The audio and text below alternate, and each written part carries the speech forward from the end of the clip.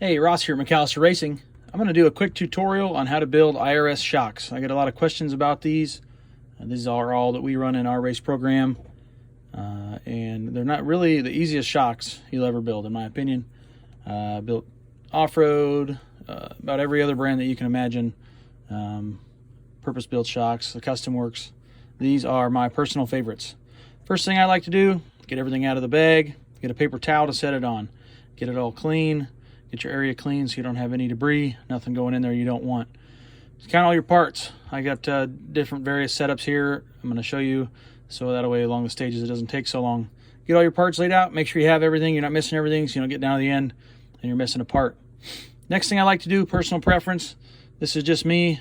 Whatever color you get, they come in black, silver, or red. These are from Destin at GFRP, so these are all black. I like to take either a file or my Dremel with a sanding pad and clean up a line so that when I turn my shock collar, I can tell when I've turned it a whole turn. So right there you can see it pretty easy. I do not use the O-rings on the inside of here. If you do, it can make this very hard to turn once you get dirt in there. So I will not be doing that part of the step. When the collars go on, I do not use O-rings on the inside of here. You can, that's a personal preference. Try it out. No harm in taking it back off later. Next thing you need to do, get your pistons separated. These each come with 2-hole and 3-hole pistons. We only use the 3 holes. Imagine maybe for foam tire you'd use 2 holes. So this application we're using 3 holes. I use an X-Acto knife. Take that thing at an angle. Go right down here. Make sure you're on a nice surface you don't cut into like your wife's kitchen table. Go ahead and take the 2-hole and I throw it away. Then you have a nice spot where you cut the piston off. It's nice and smooth. You don't have any issues there. If you do use a pair of scissors or side cutters or something, flush cuts to cut this, I would then take a piece of sandpaper and make sure you finish this up so you don't have any rough edges where you're going to catch the side of the shock body on the inside. Get that done. Next thing you want to do is take your small black O-rings, place them around your bottom shocks. I'll show you how to do that. This is probably, to be honest, of all this is probably the hardest thing. These O-rings go on pretty hard. And if that's the hardest thing to do on building these shocks, you're doing okay. They're pretty easy to build. So now I drop that in the green slime. It's going to be even harder. I like to start on one end, roll it around with my fingers. See if we can get this one more time. You can get the gist of how to do this. I may have to dry that off.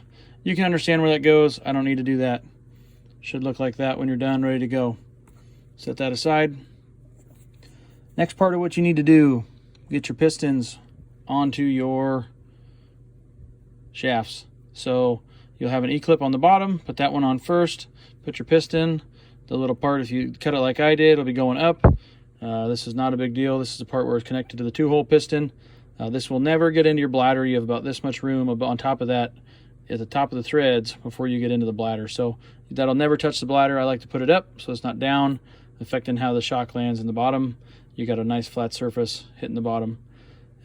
Put your piston on, put your E-clip on the top.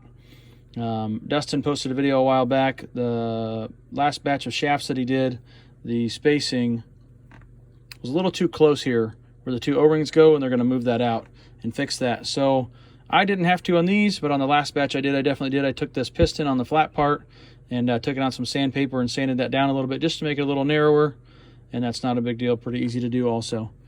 Once you get that done, make sure I'm not skipping a step here. I like to always use Team Associated green slime. Comes in a container like this. I get my 2mm wrench. I get it coated in that green slime. You will have a bushing that looks like this for the top and the bottom. They call them a shock guide. So first thing you want to do is you're going to have the little chamfered part. The narrower part is going up and down in this equation. So I'm going to have that pointed up to start with. Get one of those on there. The green slime holds it on. You then need 2 O-rings. And then you go back and you get another shock guide pointed down. See if I can get the camera to focus here. This is a part of the equation. This is what it should look like. Right like this. You get that going. I then take that, dip it in the green slime. Green slime both sides like this. Put it on. You're going to take that, make sure you have your O-ring on there first and it's not slimy and easy to put in. Slide that right in there. Hold it with your fingers. Should look like this, 2 O-rings sticking out. Then you'll take your shock bottom, take it, thread it on. You only want to get it on there so it's on 1 or 2 threads. You want to have this loose and not tighten down all the way. If you tighten it down all the way, when you shove your piston through, or your shaft through there, the threads are going to have more friction going through there. So do that afterwards. Tighten it down very last after you get this in here. Next thing, your piston is on your shaft. Don't drop it on the ground. I like to coat that in green slime. I'm probably getting a little too much slime here because I'm watching the camera. Coat all the shaft, all of the threads in green slime. That way when you slide this through, you're not gonna do as least amount of damage as possible sliding in through the O-rings. So slide that in, pop that out the bottom, pull it down to the smooth part of the shaft there, get that so it looks like that, and then you can go ahead and tighten down the shock bottom. Get that done, pull this all the way down.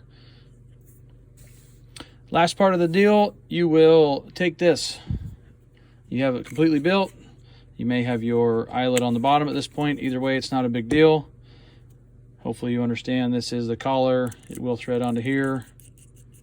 I like how smooth that goes. I've never had a collar move while I was racing, and I always check my ride heights in between races. So there's no issue with not using those O-rings in there. I like them to go nice and free. Next thing you want to do, take your oil,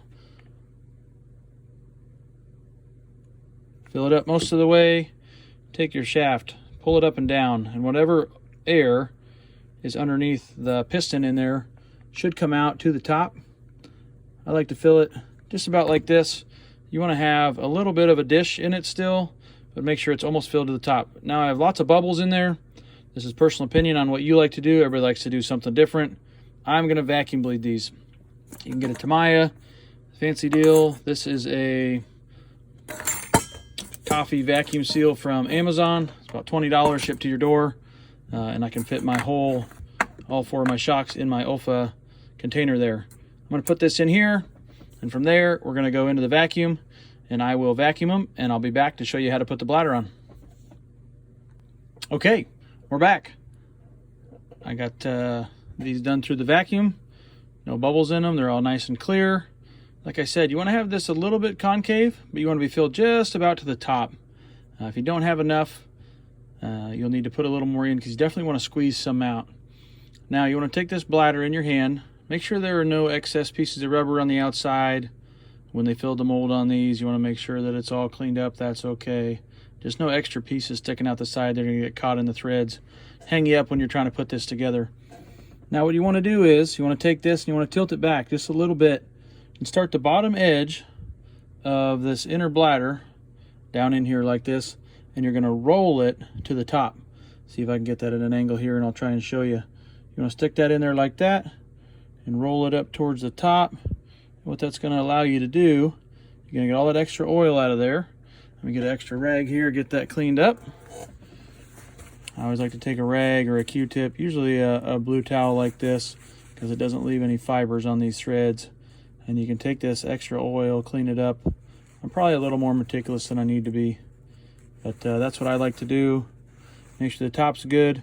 And now this bladder actually has a little suction on there because I rolled that down. So if you want to watch it, you can watch. And the bladder should not move. It did a little bit. So I'm going to take and I'm going to squeeze just a little bit more oil out right there. You should be able to watch the bladder in the middle move up and down a little bit as you move the shaft, but the bladder never comes off the top. I'm not saying you need to do that. I'm just saying that shows you that the bladder is vacuum sucked right on top of there, not going anywhere. Next thing you want to do, grab your cap, your eyelet here, start it in one side. I'm trying to show you here at an angle. Start it in one side and roll it around to the other side. You definitely want to set this down in there tight before you put your cap on. So you got that down on there. I like to set my cap on and use my finger to hold that eyelet and kind of start this gently. You don't want to press too hard with your finger here, or you'll expand that bladder and your cap won't want to screw on tight. But once you get it started, it's pretty easy. You can feel it.